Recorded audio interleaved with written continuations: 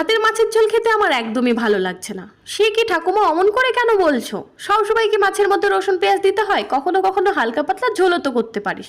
তবে ঠাকুমা, আজ রান্নাটা তুমিই করো। আমার হাতের রান্না যখন ভালো না, এত বড় কথাটা তুমি আমায় বললে, তবে আমি কিন্তু রাখবো না। রাগ করছিস বউ?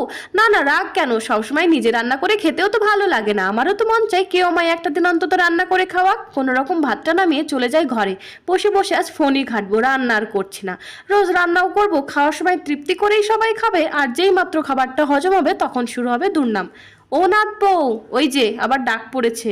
আয় শিগগিরই রান্নাটা কর, খেয়ে যে আবার আমায় বাড়ি ফিরতে হবে। না ঠাকুমা, আজকে রান্নার দায়িত্বটা আমি একদমই নিতে পারবো না। হাত ধরে টানতে টানতে রান্নাঘরে গিয়ে খুন্তি ধরিয়ে বলে, আমি তো মজা করছিলাম, আমি যেমন করে বলছি সেই মতন রান্না কর, দেখবি খুব ভালো লাগবে।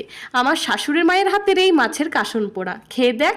বাহ ঠাকুমা, আমি তো সত্যিই মাছ রাঁধতে পারতাম না, আজকে রান্নাটা যেন মুখের স্বাদই বদলে দিল।